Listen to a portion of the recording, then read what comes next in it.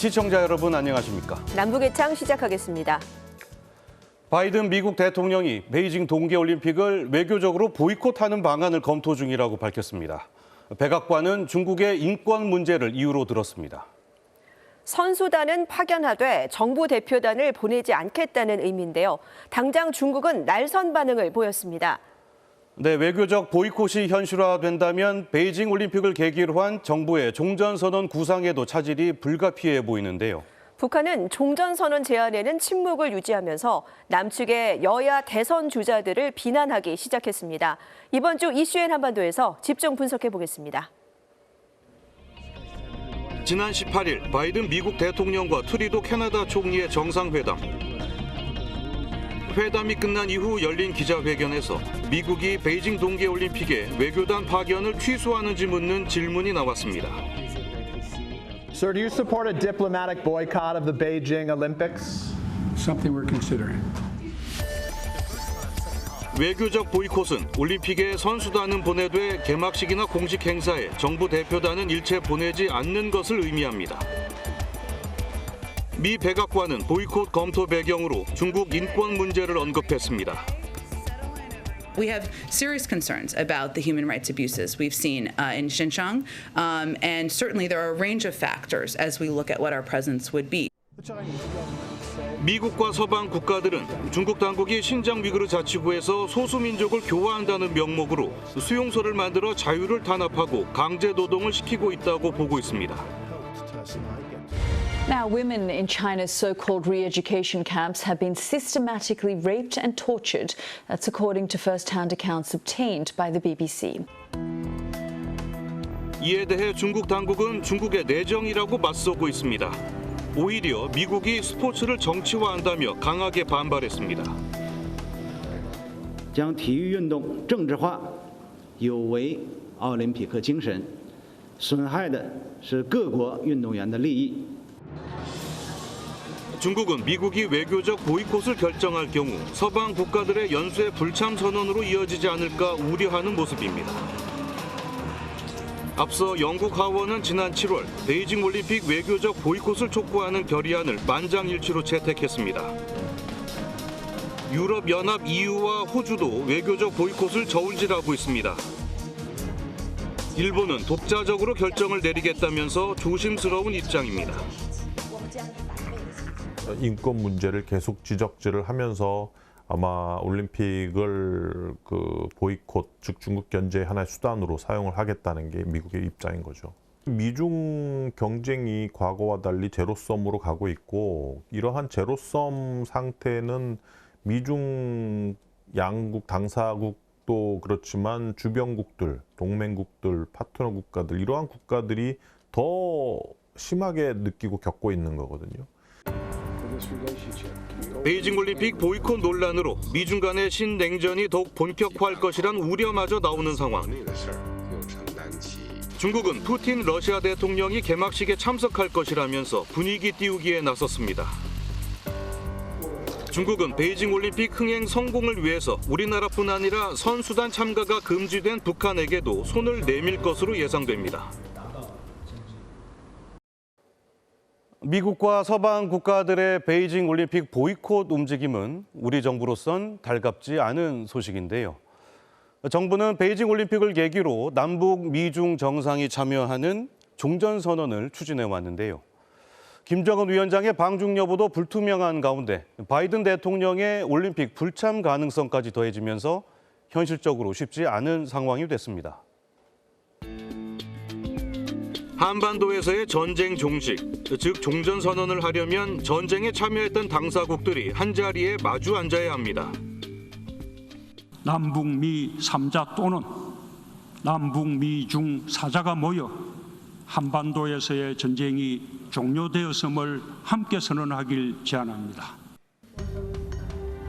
우리 정부는 내년 2월 베이징 동계올림픽을 남북 미중 정상이 모일 기회로 보고 미국과 종전선언 문안 협의에 속도를 내왔습니다. 하지만 바이든 대통령이나 김정은 위원장 가운데 한 명이라도 불참하면 베이징에서의 종전선언은 사실상 불가능합니다. 올해 월드컵 예선전과 관련해서도 지금 북한은 공식적으로 선수단조차 파견하고 있지 않은 상황이고요. 아마도 현재의 코로나19 상황이 북한에서 크게 개선되지 않는다면 김정은은 물론이고 북한에서 고위급이 베이징에 어떤 외교적인 사절단이 들어간다라고 하는 것도 좀 어렵지 않을까라는 생각이 들어서요. 이와 관련해 이인영 통일부 장관은 종전선언은 베이징 올림픽을 겨냥해 추진하는 게 아니라고 강조했습니다. 베이징 올림픽이 어떻게 되느냐에 따라서 종전선언이 영향을 받는 것이다. 이렇게 연결하지는 말아주셨으면 좋겠다. 통일부 고위 당국자는 종전선언 제한 시기와 관련해 베이징 올림픽보다 그 전에 하는 게 좋다고 판단한다고 말했습니다. 또 종전선언 문안은 한미가 마무리 과정에 들어갔다고 설명했습니다.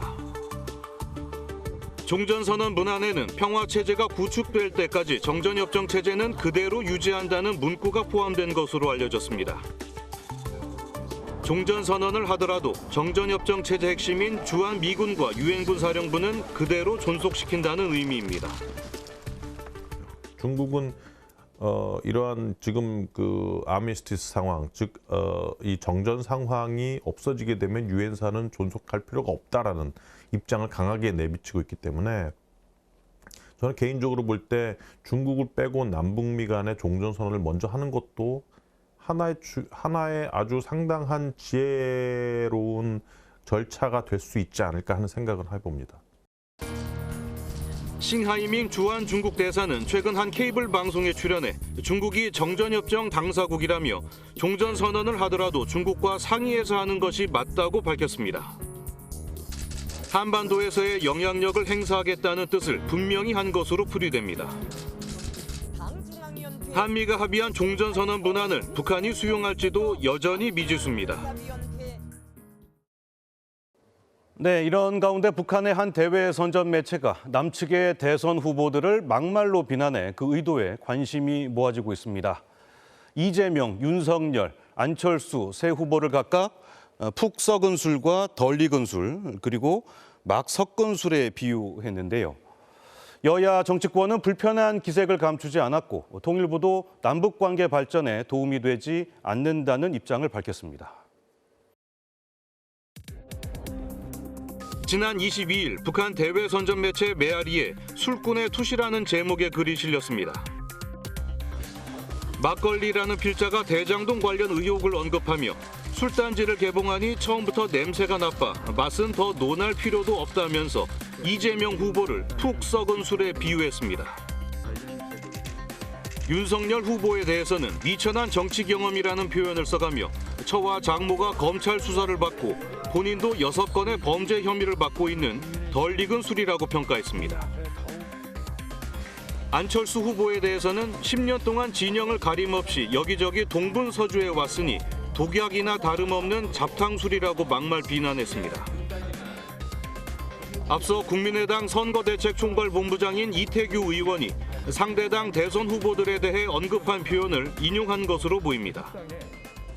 좀 술에 비유한다면 이 어떤 후보는 이제 익은 줄 알았는데 이제 썩은 술이고 어떤 후보는 익은 줄 알았는데 아직 덜 익은 술이라고 봅니다. 거기에 비해서 안철수 후보는 저는 지난 10년 동안 잘 숙성된 술이다. 북한은 2017년 대선을 앞두고는 당시 홍준표 후보는 비난했지만 문재인 후보에 대해서는 아무런 언급을 하지 않았습니다. 진보 진영에 대한 비난은 자제해 오던 북한이 이재명 후보를 비난한 이유는 뭘까? 태영호 국민의힘 의원은 SNS에 올린 글에서 대선 전망이 불투명한 상황에서 누가 정권을 잡든 차기 정부와의 협상의 문을 열어놓으려는 북한의 판단이 작용했다고 분석했습니다. 일각에선 이재명 후보가 최근 연평도 포격전 전사자 묘역에서 대북 강경 발언을 내놓자 북한이 맞대응을 한 거란 분석도 내놓고 있습니다. 남북이 군사적으로 대치하고 있고 또 여러 가지 어려운 상황들이긴 하지만 어떤 경우에도 북한의 일방적인 도발에 대해서는 용인하지 않겠다라는 말씀을 꼭 드립니다. 베이징 동계올림픽을 제2의 평창으로 삼아 남북, 북미 관계 개선을 꾀하려던 정부는 또 다른 기회를 모색하고 있습니다. 북한은 남측의 대선 동향을 지켜보면서 한미의 종전선언 협의에 대한 입장을 결정할 것으로 전망됩니다.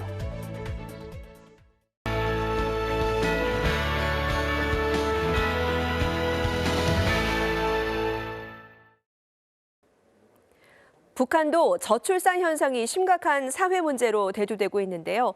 최근 어머니 날을 즈음해 10번째 자식을 낳은 산모가 북한 TV에 소개돼 눈길을 끌었습니다. 출산 장려 정책을 시행하고 있는 북한 당국은 이 여성에게 모성 영웅 칭호까지 수여했는데요. 이 내용 함께 보시겠습니다.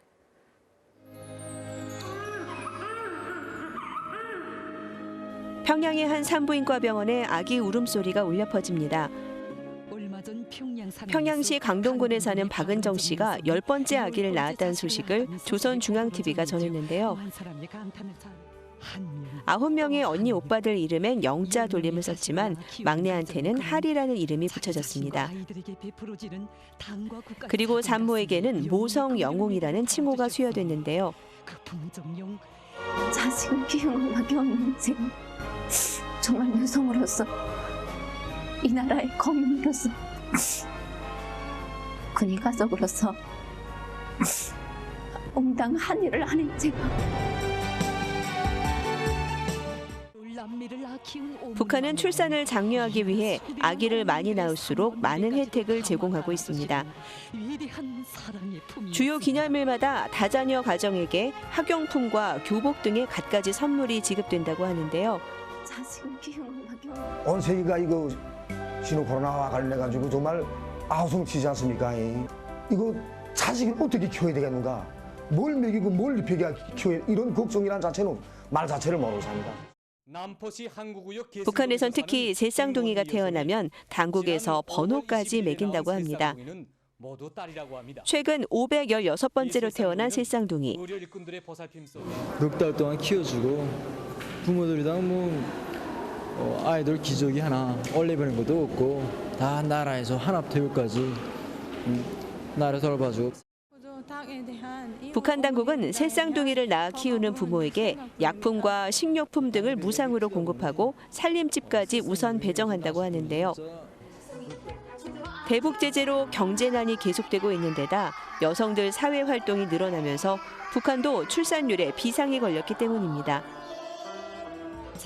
지난 9월 미국 중앙정보국은 북한 여성 1명이 평생 낳는 출생아 수는 지난해보다 0.01명이 줄어든 1.91명으로 집계됐다고 밝혔습니다.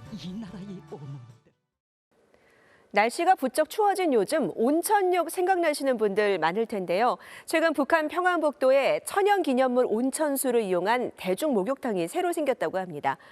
북한 매체는 이 온천물이 건강에 아주 좋다면서 적극 선전하고 나섰는데요. 과연 그 효능은 어느 정도일지 함께 확인해 보시겠습니다. 힘있게 벌어지는 속에 평안북도 운산군에 새로 들어선 은덕원. 건물 로비는 화려한 장식과 대형 풍경화로 꾸며놨습니다. 여러 개의 탕과 개별 샤워 시설을 갖춘 온천 내부는 우리나라 대중 목욕탕과 비슷한 모습인데요. 인민생활 향상에 이바지할 수 있는 또 하나의 봉사기지가 마련되게 됐습니다. 온천 손님들이 이용할 수 있는 이발소와 탁구장, 오락실 등 다양한 문화시설도 갖춰놨는데요. 문을 연 지 얼마 되지 않았지만 북한 매체는 이 은덕원이 인기를 끄는 훌륭한 온천이라고 치켜세웠습니다. 그 이유는 바로 운산 온천수 때문인데요. 운산 온천은 역사가 매우 깊고 천연 기념물로 지정돼 있다고 북한 매체는 설명합니다. 알칼리성의 물은 수술 후유증까지 낫게 할 정도로 치료 효과가 뛰어나다고 선전하고 있는데요. 실제 북한은 운산 온천수를 활용한 요양소까지 운영하고 있습니다. 우리 온천에는 나돌이란 여러 가지 약성분이 포함되어 있어 불임증과 좌골신경통, 추간판 탈출증 치료에 뚜렷한 효과를 보고 있습니다.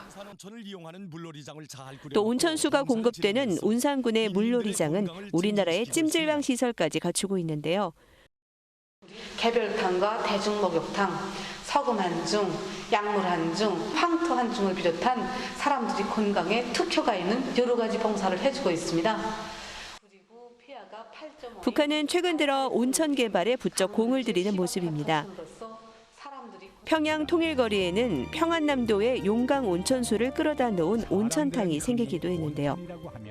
인민들의 건강 증진에 언제나 깊은 관심을 돌리고 계시는 경의하는 김정은 동지께서는 온천물을 이용한 목욕탕을 건설하도록 은정어린 조치를 취해주셨습니다.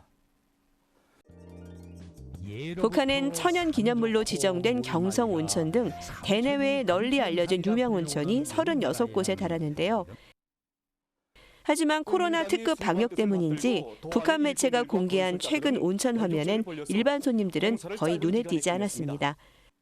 지금까지 요즘 북한인이었습니다.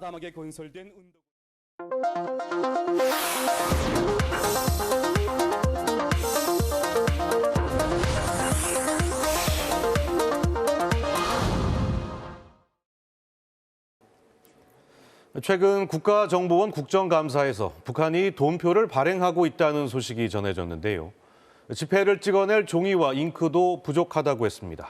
네, 그런데 이 돈표가 시중에 풀려있는 외화를 거둬들이는 용도냐, 아예 화폐 대용으로 쓰는 거냐를 두고 의견이 분분했습니다. 북한은 자국 화폐보다 달러나 위안화 등의 외화 의존도가 높은 실정이었는데요. 지난해부터는 아예 외화 사용이 금지되고 있다고 합니다. 결국 북한의 돈표 발행은 자국 화폐의 가치를 높이려는 목적일 텐데요. 화폐로 본 북한 경제 사정은 어떤지 클로즈업 북한에서 분석해봤습니다. 지난달 비공개로 진행된 국정원 국정감사. 이날 국정원은 북한의 경제난을 언급하며 물가도 여전히 높다고 보고했다.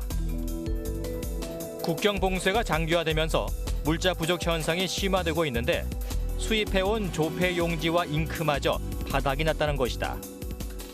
수입이 중단돼서 이제 찍어낼 돈 종이하고 잉크가 없는 거예요. 수입이 중단되었기 때문에 북한산 종이로 돈표를 발행했다고 합니다. 이날 관심을 끈 것은 다름 아닌 돈표. 국정원 발표에 앞서 한 인터넷 매체가 보도한 북한의 돈표 발행이 공식 확인된 것이다. 국정원은 화폐 대용이라고 보고했다. 2002년 폐지된 북한 돈표에는 외화와 바꾼 돈표라고 써 있지만 최근 공개된 돈표에는 5,000원이라는 금액만 표기돼 있다. 또 과거 돈표의 발행처가 무역은행이라면 이번 돈표는 북한의 화폐를 발행하는 중앙은행이라는 점도 눈여겨볼 대목이다. 옛날에 있던 외화와 바꾼 돈표라는 것은 외화였어요. 그래서 이거는 무역은행에서 발행을 했어요. 근데 지금 것은 외화와 바꾼 돈표가 아니라 그냥 돈표예요. 바꾼 돈이 아니라 돈표예요. 그리고 중앙은행이 발행을 했어요. 그거는 결국은 이 5,000원권이라는 것은 외화가 아니라 원화다. 이건 분명해요. 그렇다면 북한은 왜 지금 돈표를 발행한 것일까? 김정은 북한 국무위원장 지시로 진행되고 있는 평양 만세대 살림집 건설. 올해 안 완공을 목표로 하는 만큼 전국의 건설 인력이 이곳으로 집중돼 있다. 평양 보통강변에도 약 800세대의 고화 주택이 들어서고 있다. 철근과 시멘트 등 건설 자재를 공급하기 위한 작업도 북한 전역에서 벌어지고 있는 상황. 이런 대규모 건설에는 막대한 돈이 들어가는데 대북 제재와 국경 봉쇄로 수출입이 꽉 막힌 상황이어서 국가 재정 확충이 쉽지 않다는 것이다. 내부 경제만 지금 순환을 시키고 있다 보니까 지금 국가가 지금 돈이 없는 거예요. 자본주의 국가 같은 경우는 필요한 예산을 확보하기 위해서 채권을 발행하거든요. 근데 북한은 지금 채권을 발행하지 못하니까 지금 돈표를 지금 발행하는 것이고. 그런데 일부 전문가들은 북한이 돈표 발행으로 달성하고자 하는 또 다른 목표가 있을 거라고 분석한다. 바로 북한에서 사용되고 있는 화폐의 통합이다.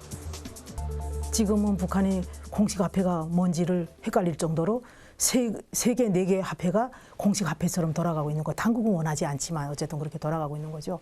근데 당국 입장에서는 그것을 빨리 원화로 정착시켜야 되는 과제가 있어요. 실제 북한에서는 원화와 함께 여러 외국의 화폐가 함께 사용되고 있다. 심지어 외화가 자국의 화폐를 대체하는 외화 통용 현상도 일어나고 있는데 미국의 달러와 중국 위안화가 대표적이다. 2018년 국제 유소년 축구 대회를 계기로 평양을 찾은 KBS 제작팀. 당시 평양 개선문 앞에 위치한 모란봉 기념품 상점도 취재할 수 있었다. 다양한 북한 특산품과 술, 담배 등을 파는 상점이었다. 북한 주민들이 이용하는 곳인 만큼 가격은 모두 북한 화폐 단위로 표시돼 있었다. 그러나 판매 가격을 물어보면 달러 가격도 함께 알려준다. 얼마예요? 250원입니다. 달러로 2.5달러. 어떤 게 제일 많이 나가나요? 달러 가격부터 먼저 말하기도 한다. 이건 하나는 얼마예요? 이거는 45달러. 45. 관광객에 대한 배려로 볼 수도 있지만 수입산 명품 가방은 아예 달러로 가격을 표시해 놓았다. 이건 얼마예요? 이거 4,768달러입니다. 이건 얼마예요? 이건 4,480달러입니다. 4,480달러. 물건을 사가는 고객도 대부분 북한 주민이라고 이야기하는 판매원. 한 3개 정도 나갈 때도 있고 아주 안 나가는 날도 있고 그래서 평균입니다. 네. 2018년 문을 연 대동강 수산물 식당에서도 달러로 계산하는 북한 주민들 모습이 포착됐다. 원래 외화관리법은 국내에서 외화를 유통할 수 없다 해요. 근데 당국이 지금까지 공공연하게 외화 상점에다가 외화 가격을 써놓고 거래를 하고 있는 거죠. 이게 당국도 잘못된 거예요. 외화관리법을 위배를 하고 있는 거예요. 1990년대 극심한 경제 위기와 함께 인플레이션까지 발생한 북한. 북한 원화 가치가 지속적으로 하락하면서 주민들은 비교적 안정적인 외화를 선호하기 시작했다. 여기에 2009년 단행된 5차 화폐 개혁은 외화가 북한 원화를 대체하게 하는 결정적 계기가 됐다. 기존 화폐 100원을 신권 1원으로 맞교환해주면서 개인당 최대 10만 원으로 교환 금액을 제한했다. 현금 부자들의 타격이 특히 심했다. 일정 금액만 교환을 해주고 나머지 돈은 은행에 예치를 해라, 예금해라. 그럼 나중에 다시 또 돌려주겠다. 이렇게 얘기했지만 결국은 약속을 못 지키는 거죠. 그러니까 이게 굉장히 짧은 시간 안에 화폐 개혁이 북한 시장 활동은 거의 이제 중단시키고 그러면서 인플레이션은 막 이제 발생하고 인플레이션 올라오니까 북한 주민들의 생활 고는 더 심화되고 이게 악순환이 되는 거예요. 북중 간 국경 무역은 물론 밀무역에서도 중국 위안화 사용은 대폭 늘어났다. 화폐 개혁 이후 국경지대의 북한 주민들을 통해서도 그 실태는 감지됐다. 그러니까 그저 국내에 외화가 많이 돌아가죠. 국가가 갖고 있는 외화보다 아마 개인이 가지고 있는 외화가 더 많은 게. 북한 주민들은 더 이상 북한 화폐를 믿지 못하게 됐다. 북한 돈은 안 쓰고 백에 2009년도 했죠. 예예. 다 달러 먹다 맞습니다. 아. 달러로 바꿔주면 아무 데고 쓰니까. 예예. 이건 달러로 다 바꿔주는데. 북한 돈은 잘 안 믿네요.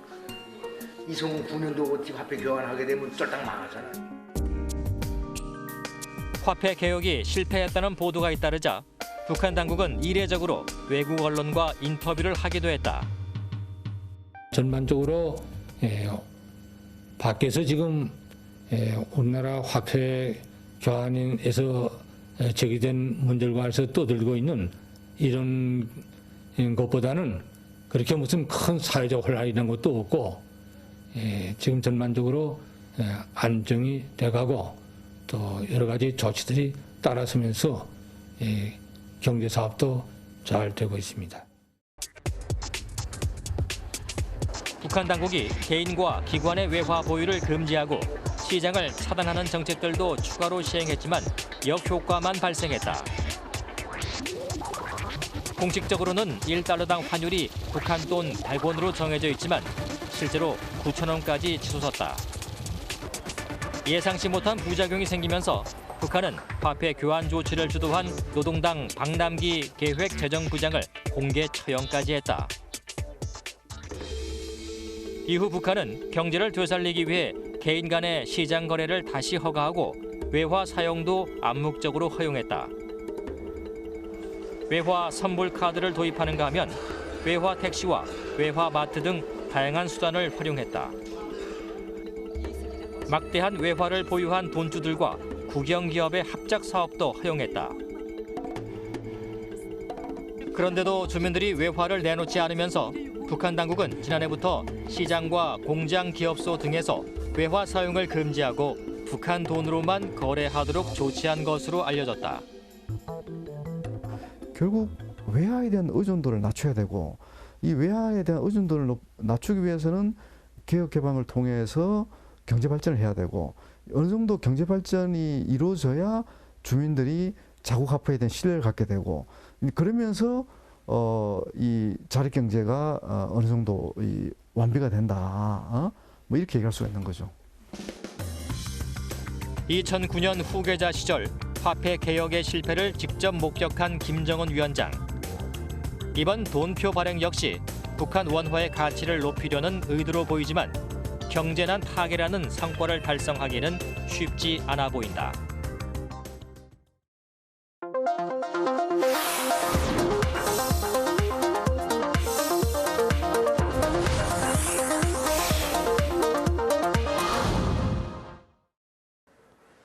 우리나라에서 야구는 가장 인기 있는 스포츠 중에 하나인데요. 하지만 북한은 야구 불모지나 다름없다고 합니다. 네, 야구가 자본주의의 스포츠라는 이유 때문인데요. 그런데 한국에 와서 야구의 재미에 푹 빠진 탈북민들이 있다고 합니다.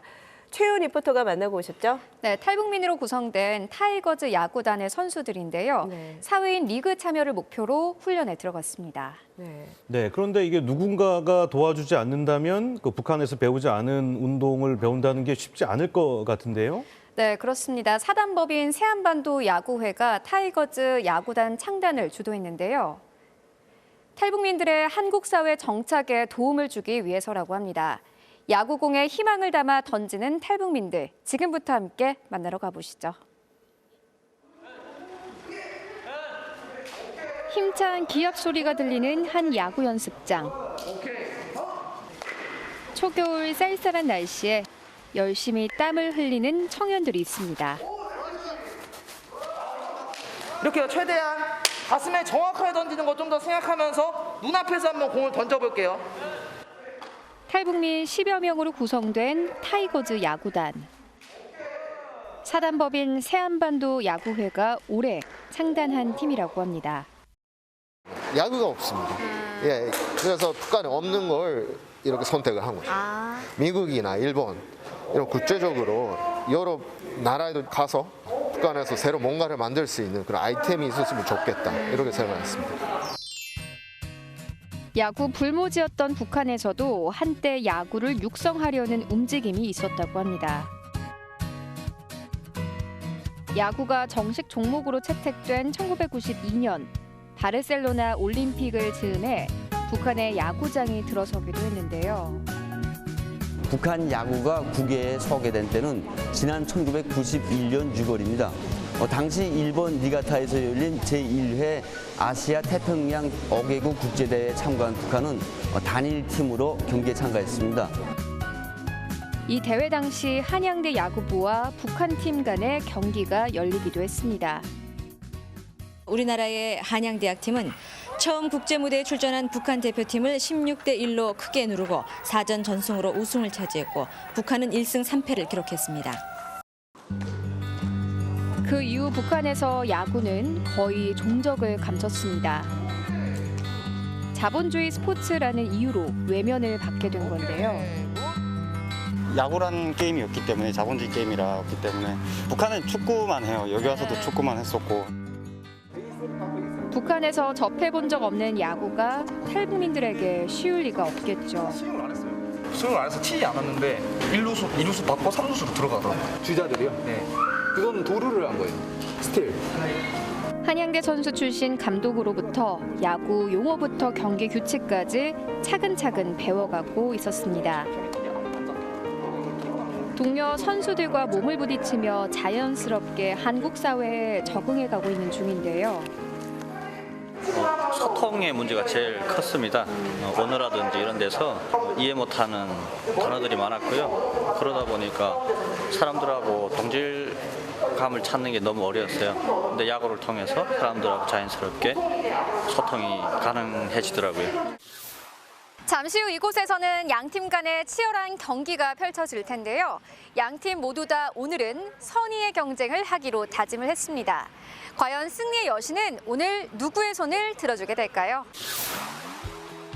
사회인 리그 참여를 앞두고 자체 청백전을 가진 타이거즈 야구단. 하나, 둘, 셋, 같은 팀 동료들과의 친선 경기지만 긴장의 끈을 놓을 수 없습니다. 네, 이제 경기 앞두고 떨리실 것 같은데 어떠세요? 우리가 여기까지 왔다는 것만 해도 너무 기적 같고 한국에서 처음 접해보는 야구를 한다는 게 너무 막 마음이 설레고 그래요. 코로나19 때문에 처음 갖게 된 실전 경기. 아직 서툰 모습이지만 다들 진지하게 시합에 임합니다. 하나 너무 세게 치려지 마. 가볍게 가볍게. 정진이 화이팅!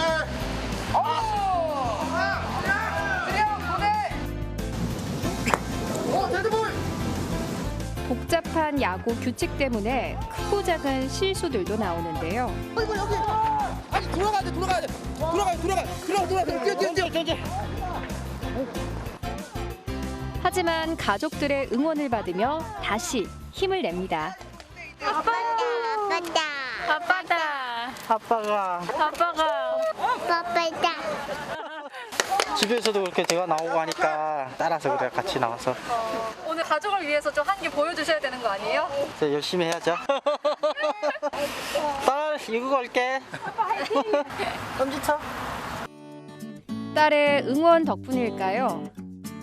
박주영 선수가 내야 안타를 치고 1루 베이스를 밟습니다. 주말에 가족이랑 같이 안 있고 그래가지고 조금 좀 삐졌었는데 오늘 따라와서 애기들도 같이 아빠랑 하는 거 보니까 기분이 뿌듯한 것 같아요. 엎치락뒤치락 시속 게임이 계속되고 결국 경기는 5대4로 마무리됐는데요. 처음이라 욕심이 과했던 걸까요? 다들 왜 더 잘하지 못했을까 아쉬워하는 모습이었습니다. 여태껏 그냥 구장에서 하다가 야외에 나와서 경기를 하고 하니까 뭐 좀 더 스릴 있고 뭐 점수 차를 많이 내지 못해서 그건 좀 아쉬워요. 어설프고 실수도 있었지만 야구에 대한 열정만큼은 프로 선수 못지 않은데요. 선수들은 낯선 야구를 배우면서 한국 사회와 점차 가까워집니다. 오늘 경기에는 탈북 청소년 야구단인 챌린저스 소속 선수들도 함께 참여했는데요. 문화적으로도 교류를 할 수 있고 제가 가지고 있는 전문성을 좀 더 전달하고 보람 있게 사용할 수 있는 계기가 된 것 같아서 더 뿌듯한 마음이 조금 있습니다. 탈북민 야구 선수들은 앞으로 해외 팀들과도 교류하면서 북한의 실상을 올바로 알릴 계획이라고 합니다. 스포츠에는 뭐 인종이나 계급이 따로 없고 누구나 다 할 수 있기 때문에 우리가 국제 무대에서 한반도 평화 화합의 촉매제가 될 수 있도록 노력하는 것이 활동 목적이 되겠습니다.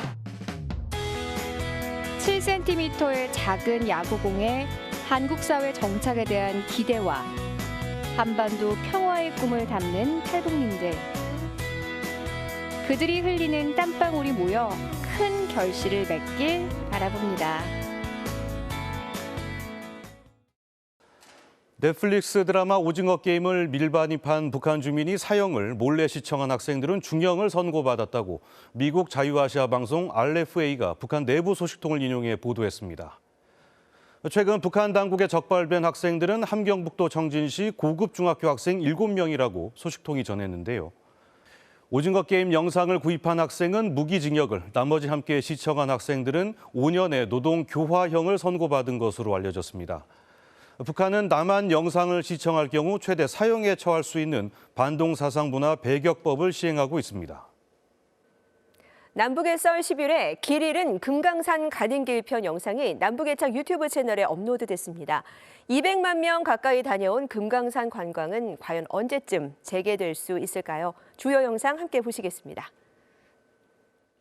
이 금강산 관광이 어떻게 시작이 된 건가요? 98년 12월 18일 날 금강산 관광이 시작됐습니다.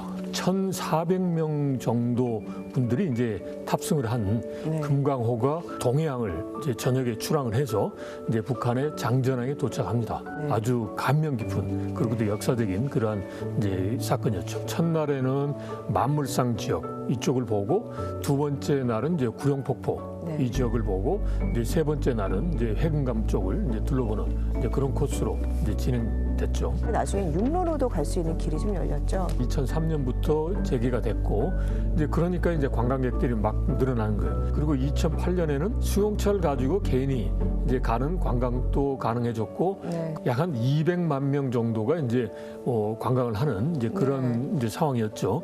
그렇게 잘 진행이 되다가 50대 여성이 북한군의 총격으로 사망하는 사건이 벌어졌죠. 지금도 많은 분들이 마음으로 기다리실 거고 저희 이제 외할머니 같은 경우에는 이제 기다리다가 돌아가셨습니다. 금강산 관광이 우리에게 가진 의미를 좀 짚어보면 어떨까요? 남북 간의 그런 상호 불신 있다 보면 쉽게 할 수 있는 것도 어렵다라는 것을 금강산 관광이 보여줬던 거죠.